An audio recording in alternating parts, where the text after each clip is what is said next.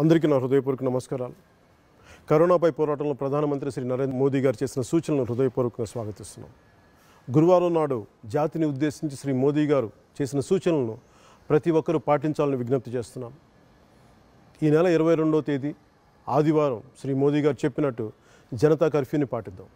ఆ రోజు ఉదయం 7 గంటల నుంచి రాత్రి 9 గంటల వరకు మన ఇళ్లకే పరిమితం అవుతాం. కరోనా మహమ్మారి నిర్మూలించడానికి కానీ ప్రమాదం అని తెలిసినప్పటికీ క్షేత్రస్థాయిలో పనిచేస్తున్న డాక్టర్స్, నర్సులు, పారామెడికల్ సిబ్బంది, వైద్య ఆరోగ్య సిబ్బంది, మీడియా వారు, పోలీసులు, పారిశుద్ధ్య కార్మికులు, ఇలా ప్రతి ఒక్కరికి మనసులోనే కృతజ్ఞతలు తెలుపుతూ మన ప్రధానమంత్రి గారు చెప్పినట్టుగా ఆదివారం సాయంత్రం 5 గంటలకి మన ఇళ్ల బాల్కనీలు నిలబడి గడప బయటికి వచ్చి ప్రతి ఒక్కరు కరతాళ ధ్వనుల ద్వారా కానీ ఏదైనా మీకు నాదం చేసి మనం వారికి సంఘీభావం తెలుపుతాం.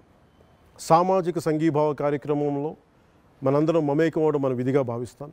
మోదీ గారి పిలుపునకు దేశమంతా స్పందించాలని మనస్ఫూర్తిగా వేడుకుంటున్నాను.